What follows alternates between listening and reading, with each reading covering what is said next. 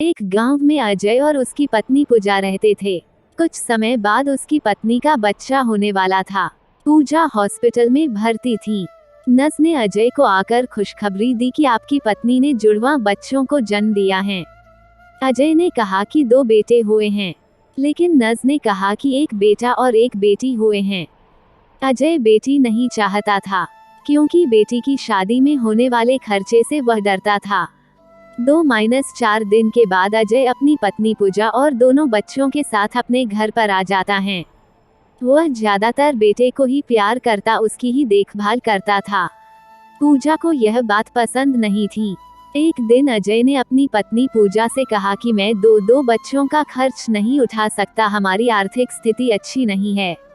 इसके अलावा बेटी की शादी में होने वाले खर्चे को भी हम नहीं उठा सकते, इसलिए हम अपनी बेटी को मेरे मित्र राजेश को सौंप देते हैं, जिसकी कोई संतान नहीं है। वो हमारी बेटी को हमसे भी अच्छे से पालन पोषण करेगा, क्योंकि वह बहुत अमीर है। पूजा ने अपनी बेटी को देने से मना कर दिया, लेकिन अजय ने बहुत जोर दिया और फिर दुखी मन से उसकी पत्नी पूजा ने अपनी बेटी को अजय को सौंप दिया। अजय ने अपनी बेटी को अपने मित्र राजेश और उसकी पत्नी को दे दिया। बेटी को पाकर वह दोनों बहुत खुश हुए। इसके बाद समय बीतता गया। अजय अपने बेटे का बहुत अच्छे से पाल पोषण कर रहा था और उसकी हर इच्छा को पूरा करता था। बेटा जब 20 वर्ष का हुआ तो उसने अजय से बाइक दिलाने की जिद की।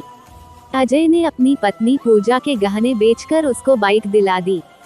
कुछ समय बाद उसने अपने बेटे के लिए खेत बेचकर एक दुकान खुलवा दी, जिससे वह कुछ कमाने लग गया। फिर कुछ समय बाद उसकी शादी भी करा दी। शादी के बाद अजय के बेटे का व्यवहार बदल गया। वो अपने माता पिता से रोजाना लड़ाई झगड़ा करता रहता और कहता कि आप मेरी पत्नी से कुछ भी ना कहा करो, वह जितने भी पैसे खर्च करें और कहीं भी आया जाया करें, और ना ही आप मेरे ससुराल वालों को कुछ भी भला बुरा कहा करो। वह जब भी जहाँ पर आए। एक दिन अजय के बेटे ने अजय और अपनी माँ दोनों को उन्हीं के घर से निकाल दिया। दोनों माँ बाप ने उसे बहुत समझाया कि हम कहाँ पर रहेंगे, पर उनका बेटा नहीं माना। अजय और उसकी पत्नी पूजा दोनों एक मंदिर में चले गए और वहीं पर रहने लगे, और दोनों मंदिर में ही काम करते और मंदिर में जो भी मिलता वहीं खा लेते। एक दिन जब दोनों प्रसाद ले रहे थे, तो वहाँ पर अजय का दोस्त राकेश अपनी पत्नी और बेटी के साथ मंदिर में आया। उसने अजय और उसकी पत्नी पूजा को पहचान लिया। उसने अपनी उसी बेटी से अजय से और उसकी पत्नी से मिलवाते हुए बताया कि यह वही बेटी है जिसको आपने 25 वर्ष पहले हमको दिया था। आज यह एक डॉक्टर हैं और एक वृद्धाश्रम भी चलाती है।